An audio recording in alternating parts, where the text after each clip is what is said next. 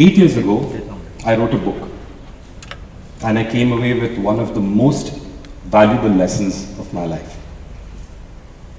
It was the final year of college and the placement season had just concluded.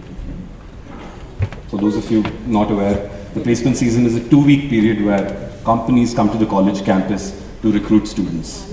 It's a pretty stressful period of time for students because they're preparing for interviews, they're trying to get their dream job.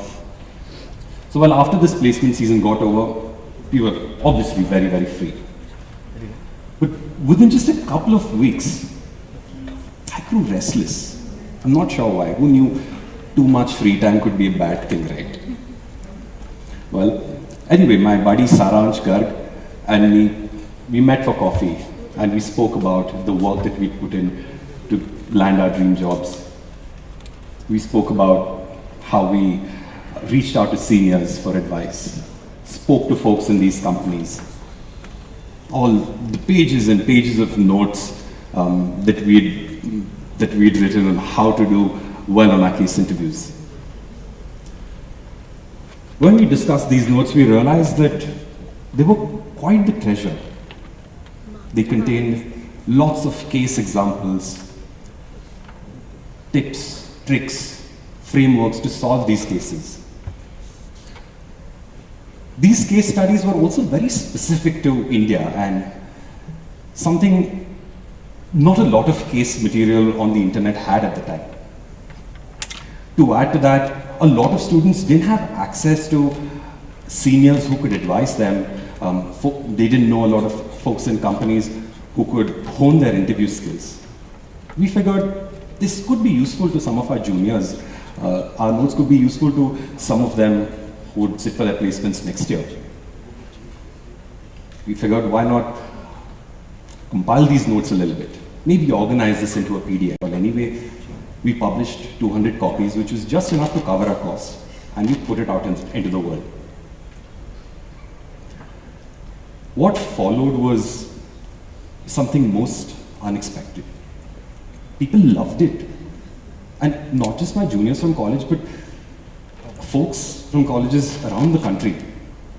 Hundreds of people emailed us over the next year thanking us.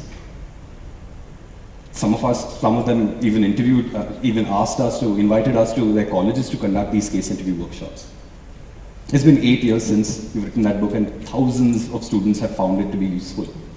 Many have landed their dream job. And it gave Saransh and me a sense of pride and satisfaction that is indescribable. Writing that book gave me the confidence that a mindset to add value to those around us can yield amazing and disproportionate results. Now, adding value to someone's life requires making effort. It requires making an effort to think and understand someone else's situation in order to make it better. But the smallest of actions can have a very, very large impact. And that's the lesson that I carried when my co-founders and I started Cityflo.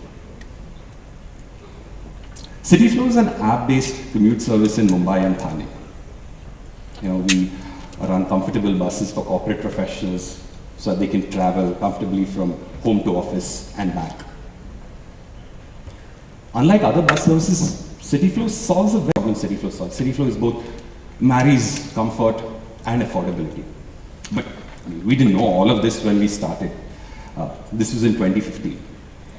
When we started, I never thought about buses, and suddenly here I was, and buses was all I could think about suddenly. At Cityflo, I took up the responsibility of managing brand and marketing, and I had formal education, or neither. None of the co-founders had ever run a business before. So it was rather overwhelming. But we knew one thing. We knew that there was a problem, and there was a problem that needed to be solved. We saw an opportunity to serve a lot of people in the city and build a large business. So we set up. When Cityflo started, customers were very happy to get a call from us. They were happy to see that we cared, that we wanted to improve their commute. And they took us through all of the issues that they were having. They told us, Sankalp, you need good buses. You need much better buses. And they were right. At that point in time, we were running small tempo travelers. They were crammed, didn't have enough leg space, not very well maintained. So we moved the fleet from tempo travelers to Bharat-Benz buses that you see on the roads today.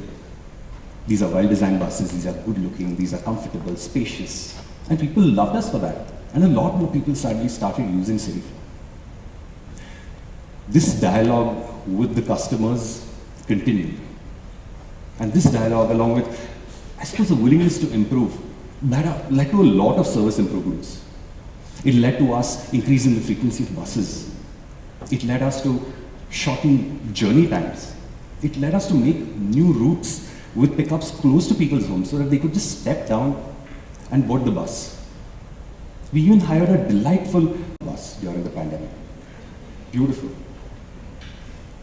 And it was this group of customers that got in, that told their friends and colleagues about Cityflo. And suddenly, before we knew it, we had a much larger audience to cater to the extent that for the longest time, we didn't have to spend a single rupee on marketing. It was quite nice. So, well, trying to improve the lives of a few people, journey being excellent is fine, but for a service like this to be truly successful, you have to be consistently good. And this kind of applies to everything in life, right? Like a restaurant needs to serve consistently good food for it to be successful. An athlete needs to train hard every single day, consistently, to have a shot at success. And the same way, for our service to be reliable, we needed to provide the same experience every single day.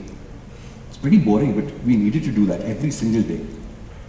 And in our service, the buses, the routes, the app are fixed. They're constant. They don't change on a day-to-day basis.